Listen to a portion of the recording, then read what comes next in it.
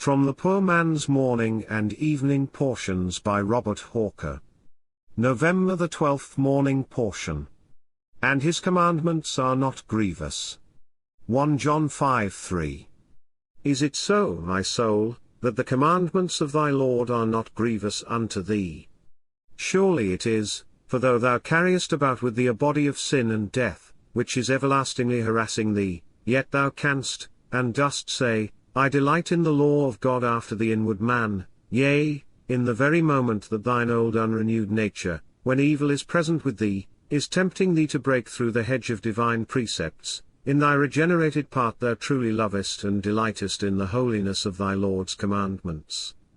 And are there not seasons in thine experience, when, in spite of sin, and Satan, and the world, thou canst adopt the language of one of old, and say, Oh, how I love thy law, it is my meditation all the day. And is it not joy to thy heart, and a blessed part of thy faith, that the law of thy God was so pure and so strict, that rather than a jot of it should pass unfulfilled, or the smallest breach of it go unatoned for, Jesus must and did die? And is it not one of the sweetest and most satisfying principles to thee in the gospel, that Jehovah did not, and would not clear the guilty, but by an equivalent, so that, both in obedience and by sacrifice, the law is magnified by thy great surety, and made honorable? Precious Jesus! It is wholly by thee, and in thee, that my soul finds the commandments of my God to be not grievous.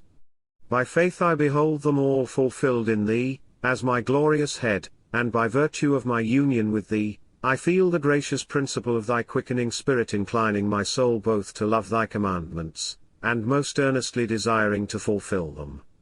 Lord, enable me to run the way of thy commandments, now thou hast set my soul at liberty.